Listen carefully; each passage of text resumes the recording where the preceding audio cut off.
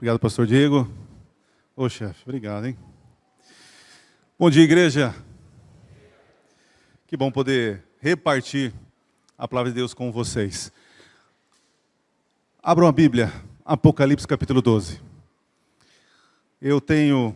Esta manhã eu orei a Deus para que o Espírito Santo, ele haja como um filtro, e aquilo que for necessário para a tua salvação e crescimento espiritual, que você saia desta comunidade com isso no coração. Hein? Porque o Apocalipse tem como objetivo trazer salvação, graça e esperança, não medo ou confusão. Hein? Essa é a ideia.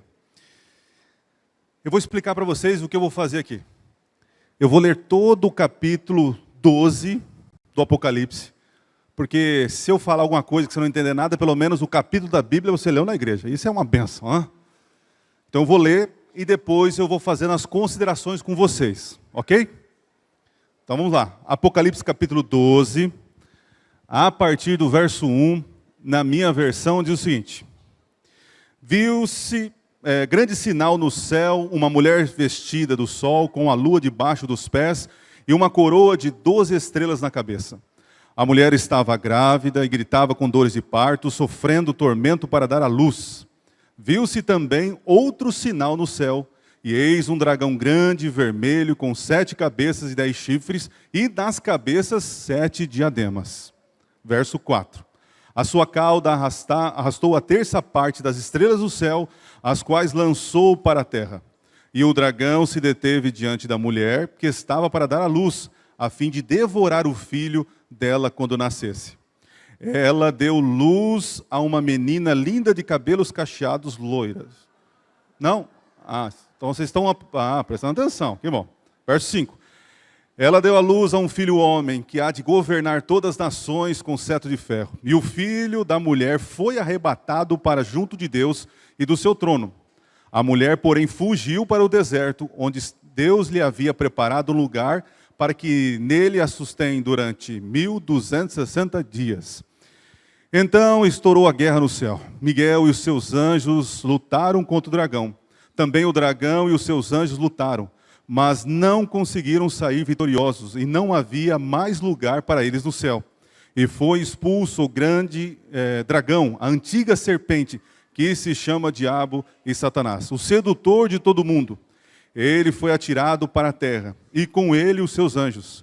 E então ouvi uma voz forte no céu proclamando: agora veio a salvação, o poder, o reino do nosso Deus e a autoridade do seu Cristo. Pois foi expulso o acusador dos nossos irmãos, o mesmo que os acusa de dia e de noite diante do nosso Deus. Eles venceram por causa do sangue do Cordeiro e por causa da palavra do testemunho que deram, e mesmo diante da morte não amaram a própria vida. Por isso, alegrem-se, ó céus, e vocês que neles habitam. Ai da terra e do mar, pois o diabo desceu até vós cheio de fúria, sabendo que pouco tempo lhe resta.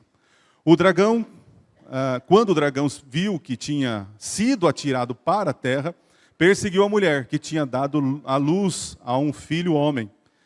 Mas foram dadas à mulher as 2 asas da grande águia, para que voasse para o deserto, para o seu lugar, e aí onde é sustentada durante um tempo, tempos e metade de um tempo, fora do alcance da serpente. E então a serpente lançou da boca água como um rio atrás da mulher, a fim de fazer com que ela fosse arrastada pelas águas. A terra, porém, socorreu a mulher, abriu a sua boca e engoliu o rio que o dragão tinha lançado da sua boca. O dragão ficou irado com a mulher e foi travar guerra com os restantes da descendência dela, ou seja, os que guardam os mandamentos de Deus e têm o testemunho de Jesus. E o dragão se pôs em pé sobre a areia do mar. Ufa! Vamos lá.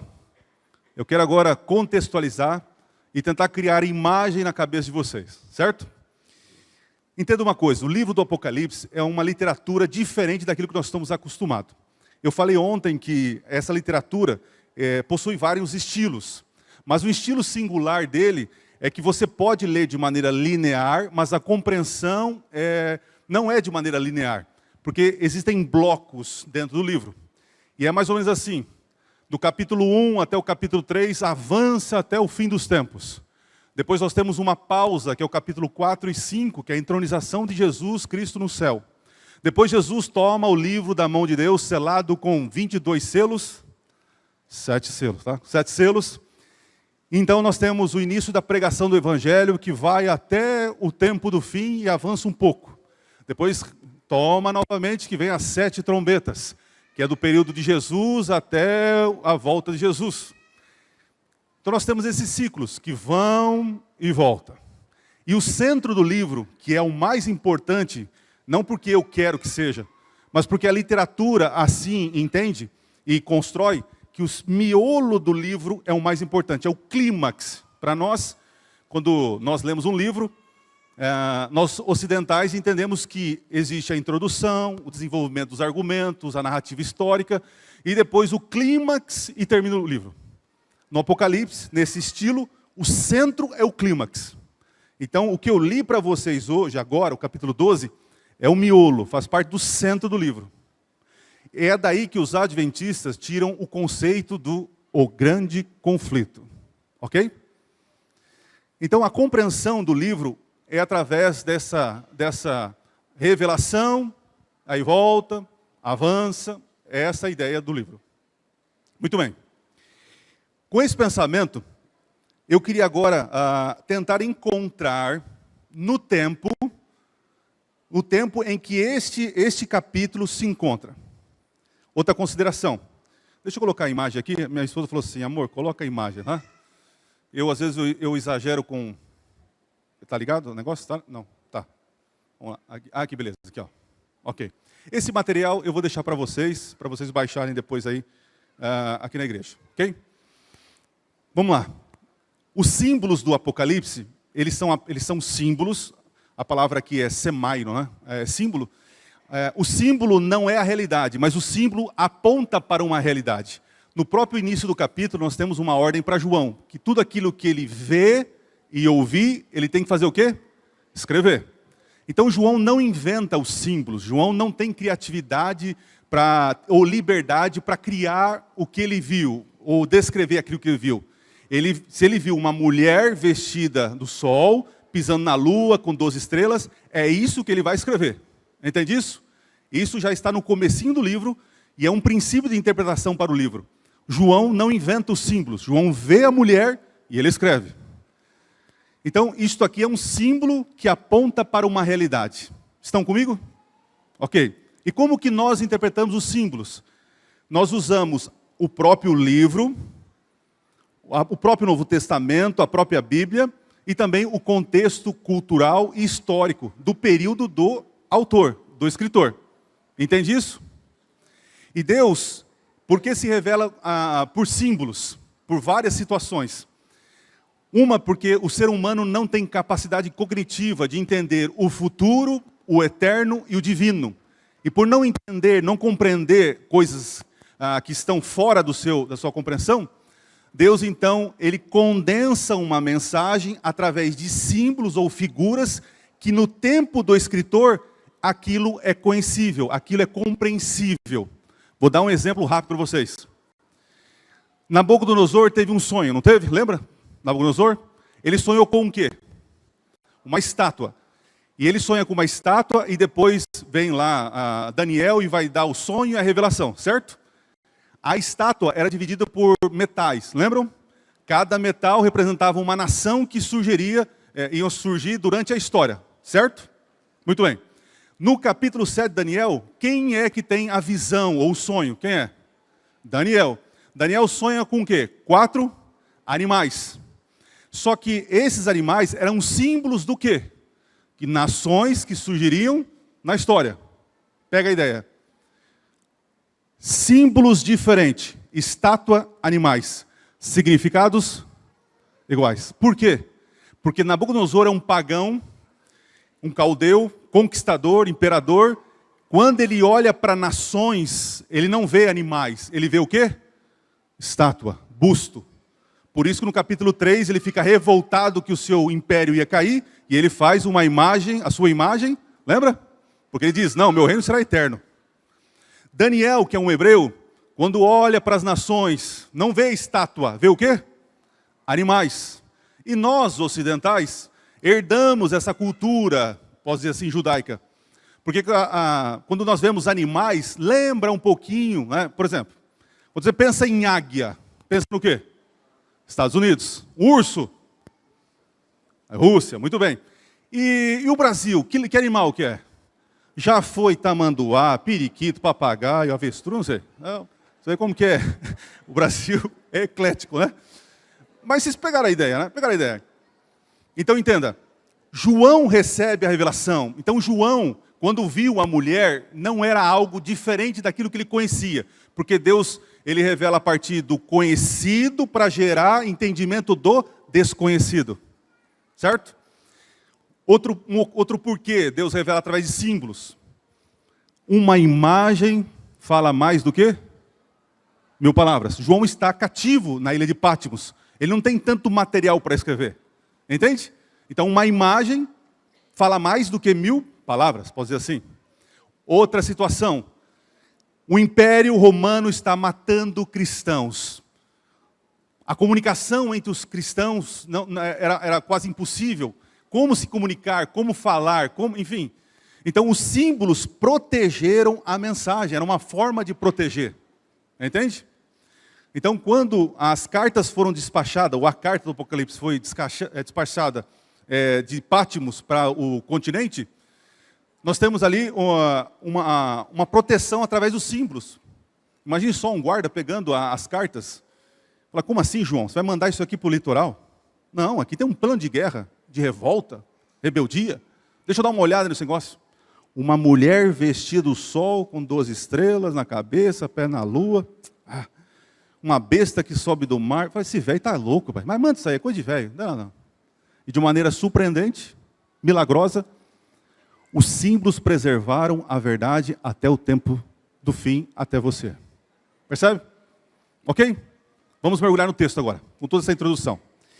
Mulher. João vê uma mulher. Na Bíblia, mulher não é símbolo de igreja. Vou explicar. Mulher representa povo de Deus. Esta mulher que João vê no capítulo 12, verso 1, não pode ser a igreja. Por que não pode ser a igreja? Porque a mulher está o quê? Grávida, certo? E quem é o filho que ela está grávida? Quem é? Jesus.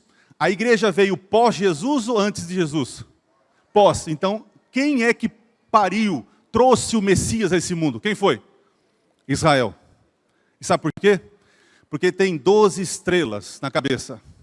E a lua aparece ali, o sol aparece ali. Aonde na Bíblia você vê 12 estrelas, sol, lua? Onde você vê isso? Gênesis, o sonho de quem? De José. E ali era o início da nação de quem? De Israel. Ela é vestida do sol, porque nós encontramos que o nosso Deus é o sol da justiça. Entende? É um povo santo, é um povo do Senhor. E ela pisa na lua por quê? É a base dela, interessante, é a base que reflete, a lua não tem luz própria, ela reflete o sol, né? O fato dela estar com o pé na lua, é porque a sua base desse povo, é algo que reflete o caráter de Deus, a sua santidade. O que nós encontramos na Bíblia que nos diz que reflete o caráter de Deus e a sua santidade? Sua palavra, a lei, entende isso? Perceberam? Então, eu estou extraindo o significado desta imagem. João viu isso e nós estamos extraindo o significado, certo? Muito bem. Diz o texto, continuando, que esta mulher tinha a coroa, 12 estrelas. A palavra coroa aqui, gente, é a palavra Stéphanos. No grego significa coroa de vitória. É um detalhe também importante. Diz que ela gritava com dores de parto, sofrendo para dar à luz. Quando Jesus veio a esse mundo, ele nasceu num momento agradável, tranquilo ou não? Não, de perseguição. Interessante que diz que ela sofria com dores de parto. Essa expressão sofrer com dores de parto é possivelmente encaixada nas profecias messiânicas ao longo da história, onde Israel dizia, o Messias virá, o Messias está vindo. Percebe? Agora outra figura aparece ali, outro símbolo. Diz que João vê também um dragão grande e vermelho, certo? E tem quantas cabeças? 7. E na cabeça, cada cabeça tinha o quê? Diadema. A palavra ali grega é diadema, que significa coroa. Só que não é coroa de vitória, não é um Stéfanos. Diadema significa coroa real. Quem que é esse dragão? O próprio livro vai dizer que esse dragão é quem? A antiga serpente, o diabo, Satanás. Mas vamos entender essa questão de 7 cabeças e por que a coroa real está em cada cabeça. Essas 7 cabeças representam reinos que perseguiram o povo de Deus. Quais foram que estão na Bíblia? Valendo o carro do pastor Diego. Agora sai o carro, hein? Egito, Assíria, Babilônia, Medos e Persas, Grécia, Roma imperial. E Roma? Está aí. Os impérios que perseguiram o povo de Deus. Certo? Muito bem. E olha que interessante. Diz que ele era grande e vermelho. No tempo que Jesus nasceu, o que tinha que era grande e vermelho e perseguiu e tentou matar Jesus quando nasceu? Que império que reinava? Roma. Por isso que ele é grande e vermelho. Certo? Muito bem. Aí diz o texto que essa mulher teve o filho, só que o filho foi arrebatado e foi para onde? Para o céu. Para o céu. Agora olha só. Em que período ou em que ano, em que momento da história o Apocalipse 12 está revelando para nós que se encontra? No primeiro século, quando Jesus nasce, depois ele morre, ressuscita e sobe ao céu. Entende? Apocalipse 12 está mostrando para nós que tem um marco temporal. Eu chamo assim, marco temporal. Então, para mim e para você, Apocalipse 12, o início ali, é passado, presente ou futuro? Passado. Compreende aqui? Muito bem. Vou falar um pouquinho mais sobre esse dragão. Diz que esse dragão arrastou. O que arrastou do céu? A cauda dele arrastou a terça parte dos anjos. Então vamos lá. Quem arrastou a terça parte dos anjos do céu? Foi a cauda. A cauda de quem? Do dragão. Pergunta para ficar bem complicado aqui. Foi Deus que expulsou os anjos ou foi Satanás que arrastou os anjos para a terra? Eu só estou dizendo que está onde? Porque a maioria de nós, por muitos anos, entendeu que houve batalha e Deus fez o que com os anjos? Só que quem que trouxe para a terra foi Deus? Mandou para a terra? Foi quem? Satanás, guarda essa informação. Eu sei que está te provocando aí, mas guarda. O capítulo 12, verso 4, fala realmente de um momento em que anjos saem do céu. E isso é causado pela cauda do dragão. Quando você vai em Isaías, o que significa cauda? Isaías fala que cauda representa o quê? Engano, mentira, falso profeta. Então Satanás, com o seu engano, com a sua lábia, ele enganou, seduziu. Ele não é o sedutor de todo mundo, não é isso? Ele trouxe então anjos para o seu lado. E eles vieram para a terra. Estão comigo? Beleza? Muito bem. Continuando. Então diz que esse filho varão nasce, é esse que há de reger as nações com cetro de ferro. Isso é uma representação de reinado, de Israel, onde o rei recebia um cetro de ferro, a coroa, enfim. Diz que ele subiu ao céu. E a mulher agora foge para um deserto. Deus dá para ela asas da grande águia, e ela foge para o deserto. Pergunto, esta mulher agora é Israel ou a igreja? Agora, esse símbolo é o quê? A igreja. Percebe? Então, cuidado para não generalizar o significado dos símbolos, porque os símbolos, eles podem ser dinâmicos dentro do contexto. Entende isso? Beleza. Muito bem. Agora, diz então que esta mulher foge para o deserto, e Deus protege, sustenta essa mulher por quanto tempo? 1260 dias. Guarda esse período, tá? Vamos avançar. Verso 7. Então houve batalha no céu. Miguel e seus anjos guerrearam contra o dragão.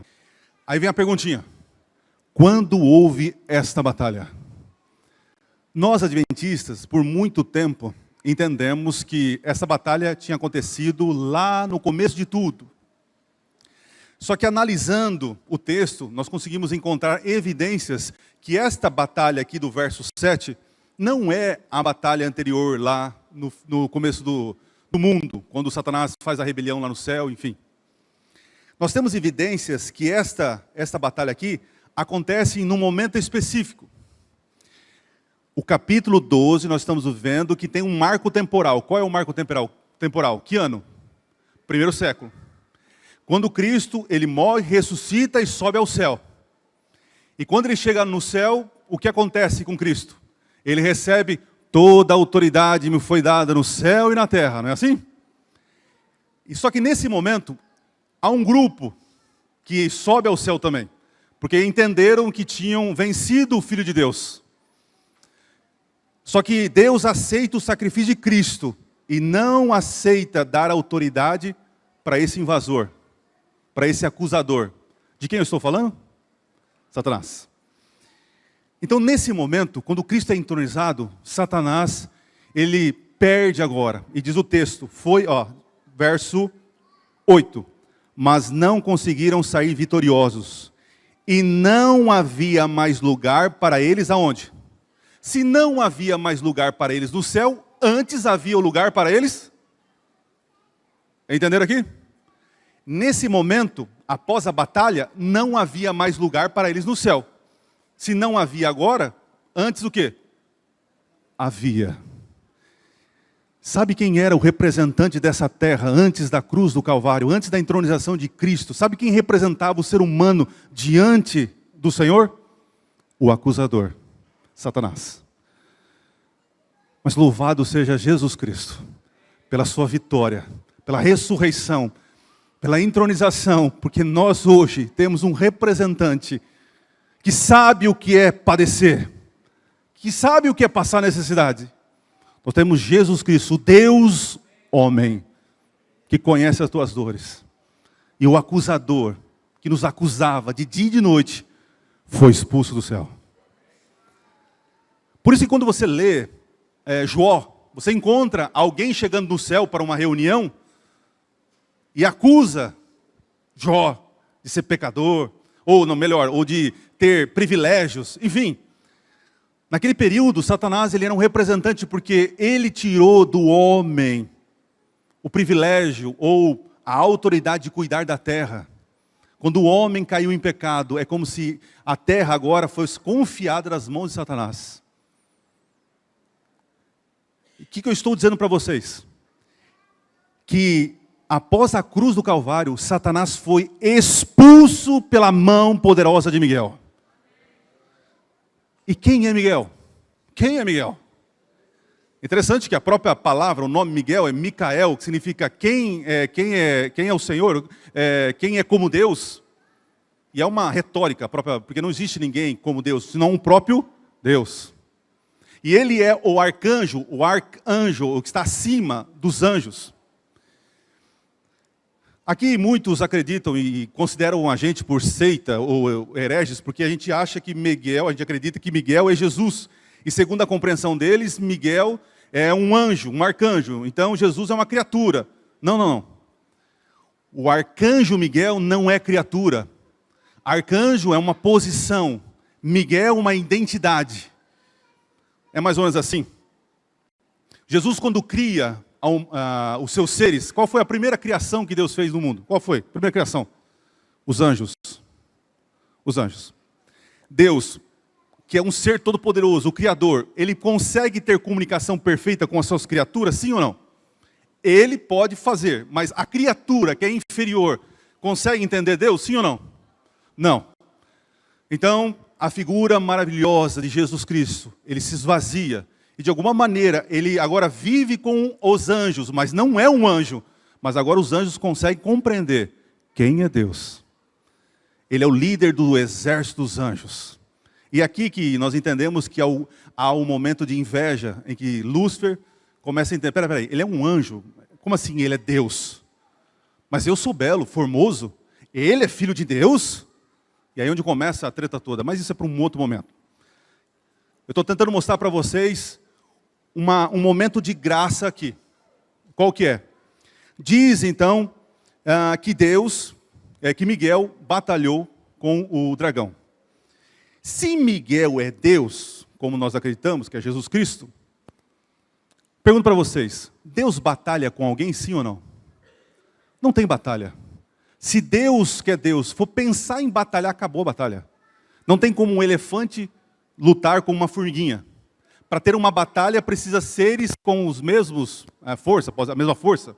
Entende isso? E uma coisa interessante. Pense comigo. No momento em que Lúcifer, um anjo, nós chamamos o anjo caído, começou a enganar os anjos lá no céu.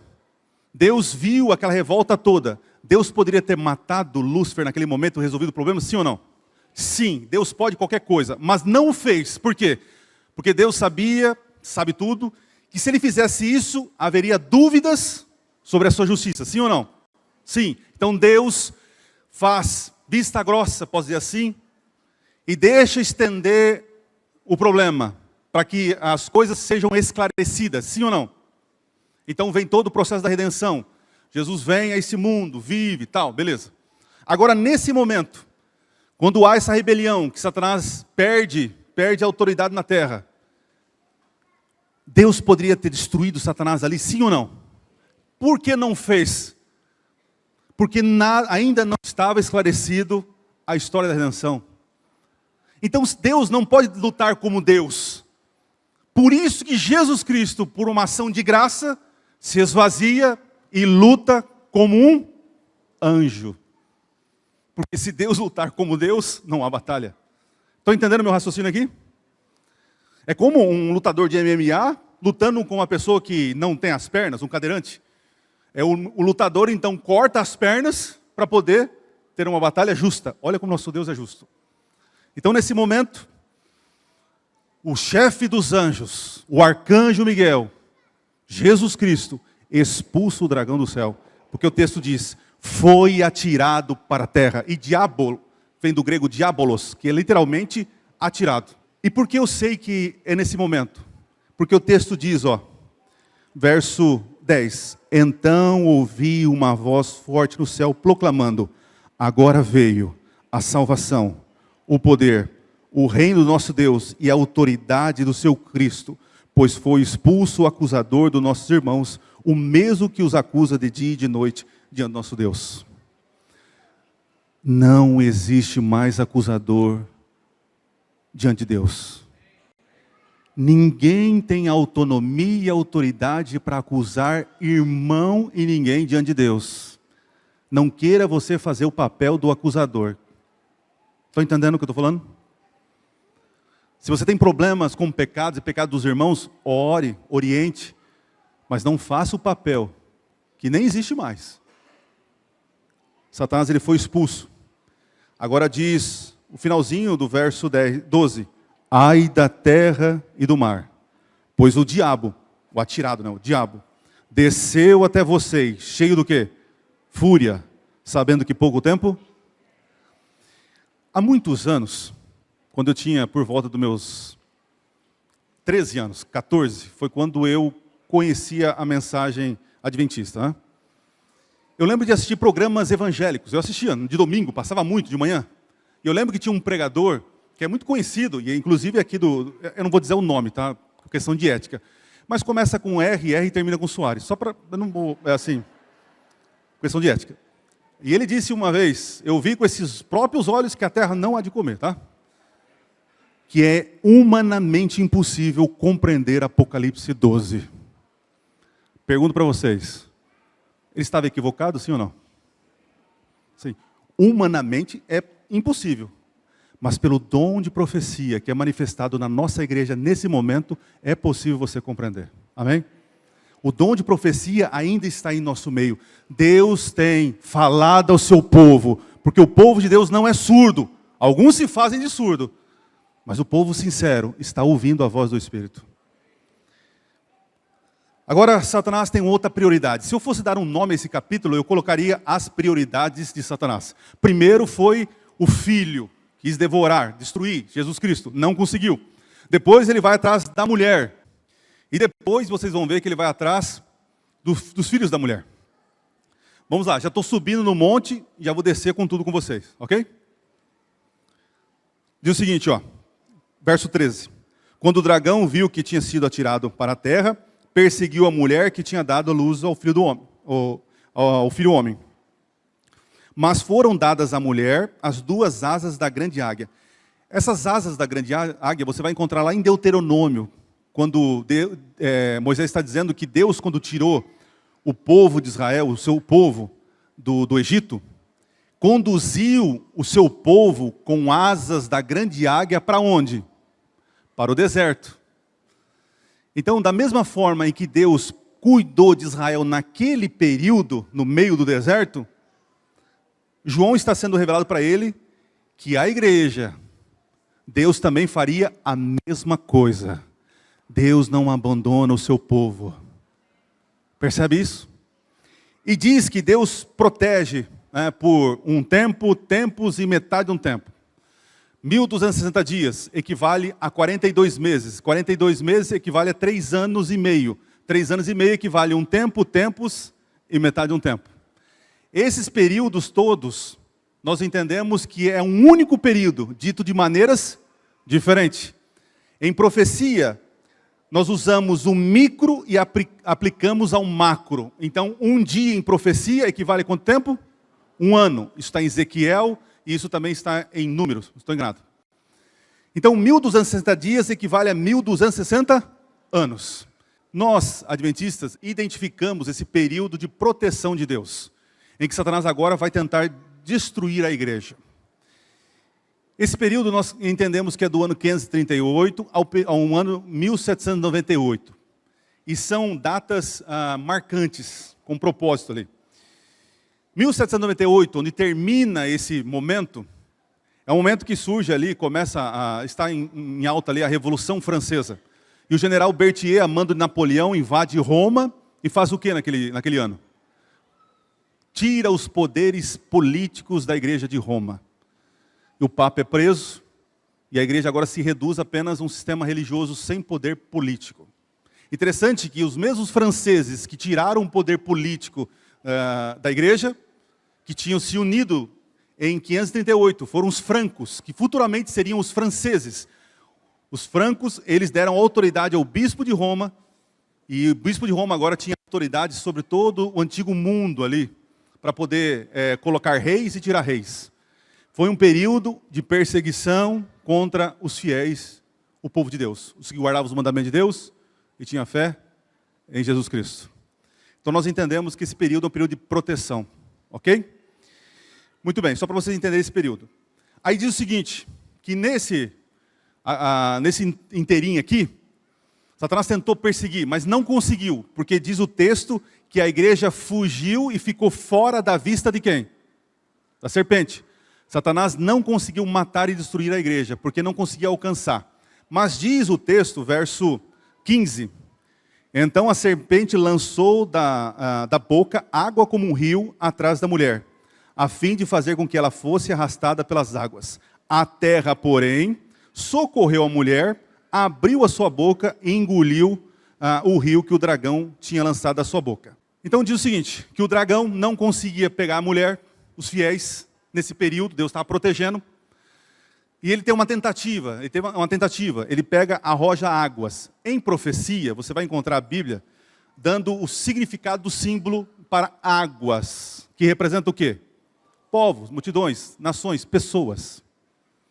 Nós entendemos que Satanás articulou missionários que foram enviados para poder fazer com que a igreja ela se submetesse à igreja de Roma. Só que o grupo se escondeu, a terra abrigou o povo, essa terra abrigou o povo e protegeu a igreja dessa intervenção de Satanás. Agora é interessante, nesse período de 1798, que nação que estava surgindo, que era uma nação deserta, pouco habitada, que abrigou os pais peregrinos, né? Que houve lá uma fuga, as pessoas fugiram do antigo mundo, e através de um barquinho chamado Mayflower, eles viajaram e encontraram abrigos aonde, gente? Na América, Estados Unidos da América. E ali eles poderiam, e fizeram isso, cultuar a Deus, ter a sua liberdade civil e religiosa. E a nação americana surge na história como uma nação livre, protestante. Não é assim a história? Essa terra cuidou desses peregrinos, que fugiram das perseguições. Por isso que diz que a terra abrigou a igreja e engoliu a água e não deixou com que a igreja de Deus sofresse ou morresse. Percebe como Deus cuida do seu povo através da história? Mas vamos lá. O texto não termina aqui. Diz assim, verso 17. O dragão ficou irado com a mulher. Só que ele foi guerrear e tentar matar quem? E aqui nós estamos chegando no final, tá? Ó, eu já estou chegando no monte aí. Vou descer a ladeira com tudo agora. Aqui nesse momento, Satanás não conseguiu destruir o Messias. Satanás não conseguiu destruir a mulher. Agora Satanás vai tentar suas últimas cartadas, tentando destruir os filhos da mulher, que são aqueles que têm a fé em Jesus e guardam. Interessante que ele fica irado com a mulher, mas ele quer matar os filhos. E aqui uma curiosidade. Lembra daquela mulher bonita que apareceu no começo? Essa mulher bonita, tudo indica que essa mulher, ela foi corrompida e manipulada por Satanás. Quanto mais crente Satanás matava, mais crente surgia. Então Satanás ele se mistura na religião, paganiza a religião, traz conceitos totalmente contrários à palavra. E aqueles que se levantam, guardando os mandamentos de Deus, tendo a fé em Jesus, são perseguidos e mortos. É história, não estou inventando nada aqui. Então, nesse momento, Satanás está irado com esta mulher. Mas ele não vai tentar destruir a mulher. Ele vai tentar matar quem? Os filhos, os descendentes. Quando você vai no capítulo 17, uma outra mulher aparece. Ela não está vestida do sol, mas ela é cheia de vermelho, tem um cálice com abominações, que são o sangue dos mártires. E João, quando viu aquilo, diz que João ficou espantado, porque ele tinha visto uma mulher pura, agora ele vê uma prostituta, embriagada com o sangue dos santos. Então diz o capítulo 12, que Satanás fica irado com a mulher e vai tentar matar os que guardam o mandamento de Deus e têm a fé em Jesus. Mas para mim o ponto, clímax, está no finalzinho do verso, que diz assim, ó, e o dragão se pôs em pé sobre a areia do mar. Por que o dragão se pôs em pé sobre a areia do mar? O que isso tem a ver? O que significa? Satanás entende que agora ele não consegue mais. Não deu. Agora não conseguiu. Como eu vou matar os fiéis? Satanás está na areia do mar. Vocês, aqui é muito fácil usar a imaginação, vocês estão aqui do lado do mar, né? Se eu estou na areia do mar, estou pisando na areia do mar aqui, tá? Vou ficar aqui atrás, aqui ó. Câmera, olha para mim, aqui a câmera. Aqui, ó. Aparecer aqui. Aí, é isso aí. Areia do mar. De um lado eu tenho o quê? Se aqui é areia do mar, aqui tem o quê? Mar. Vamos para o mar, beleza? O mar. Mar, areia do mar. Aqui tem o quê? Terra. Satanás para no meio e ele faz o seguinte. Capítulo 13, verso 1. E vi emergir uma besta do mar. Capítulo 13, verso 11. E vi emergir uma besta da onde? Os poderes se unem para matar e perseguir os que guardam os mandamentos de Deus e têm a fé em Jesus. O capítulo 12 termina de maneira desesperadora. E agora? O que vai acontecer? E o 13, que nós vamos estudar à tarde, você vai entender como Satanás usou esses poderes ao longo da história para perseguir. E vai usar agora para perseguir e matar os que guardam os mandamentos de Deus e têm a fé em Jesus. Queridos, teologia é fantástico. Estudar a Bíblia, a história. Conhecimento é necessário para nós. Deixa a gente vivo, né? Mas a palavra de Deus não é apenas conhecimento. A palavra de Deus, ela deve ser transformação de vida.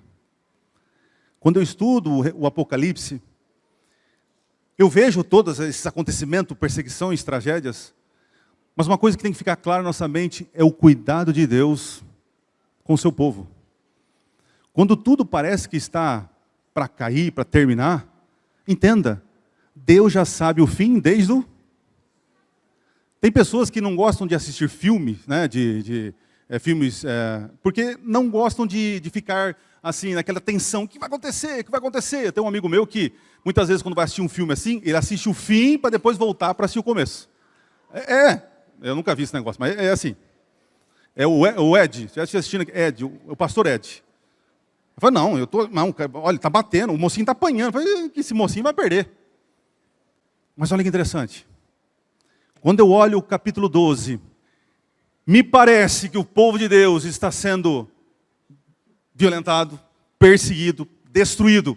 Mas quando eu avanço para o final do livro, eu vejo uma nova Jerusalém preparada para os santos, os que guardam os mandamentos de Deus e têm a fé em Jesus.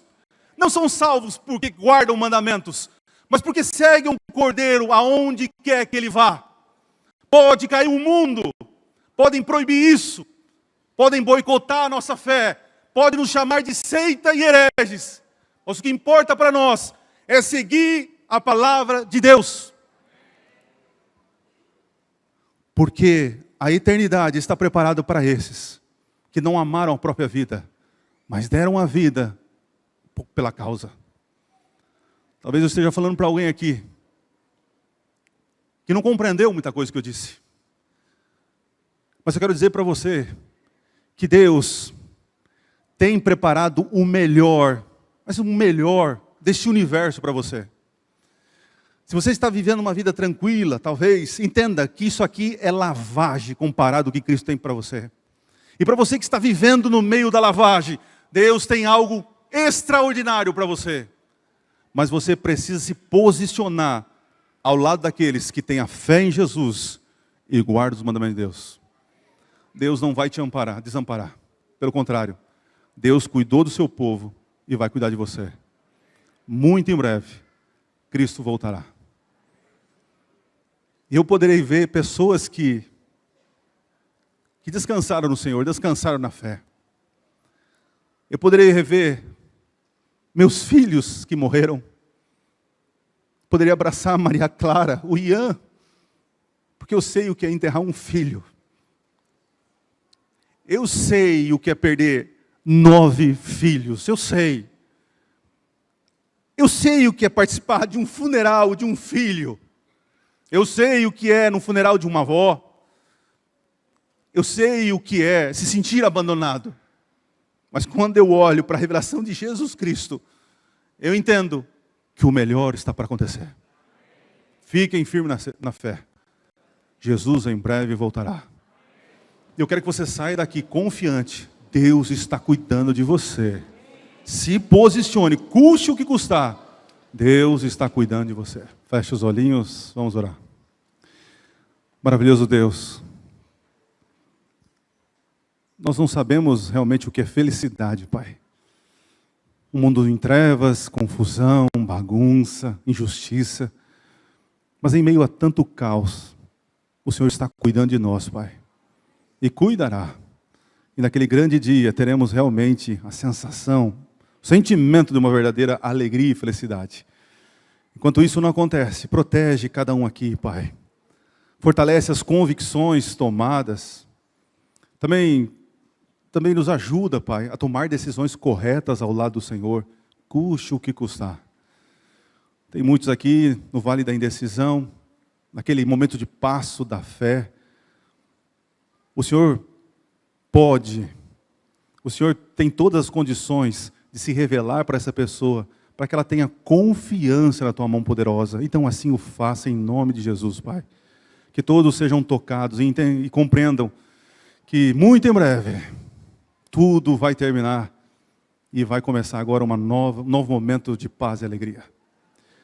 Nos despede com Tua paz, Pai.